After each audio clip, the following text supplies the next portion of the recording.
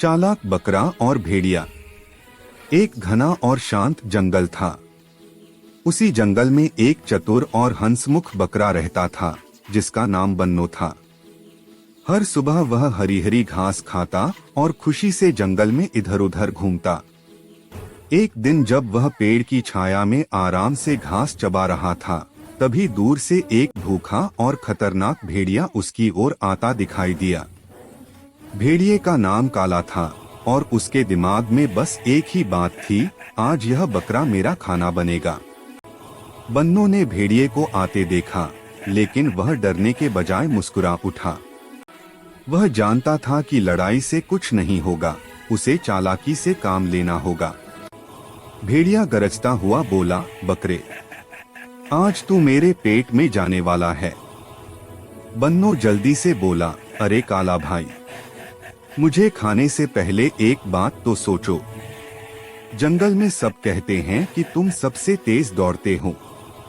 अगर तुम सच में इतने तेज हो, तो क्या हम दोनों एक बार दौड़ का मुकाबला करें? जो जीते वही असली चैंपियन। भेड़िए का घमंड जाग उठा। उसे लगा कि वह आसानी से बकरे को हरा देगा।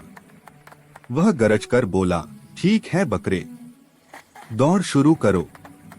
बन्नो भेड़िए को एक पतली और कांटेदार झाड़ियों से भरा रास्ता दिखाकर बोला, वहीं तक दौड़ लगाते हैं जहां आगे बड़ा पेड़ दिख रहा है। दौड़ शुरू हुई। बकरा हल्का था, फुर्तीला था और आगे भाग गया।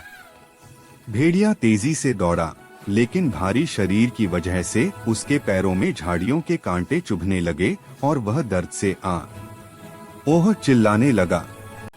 बन्नो ने पीछे मुड़कर हंसते हुए कहा, काला भाई, पहले कांटे निकाल लो, फिर पकड़ने आना।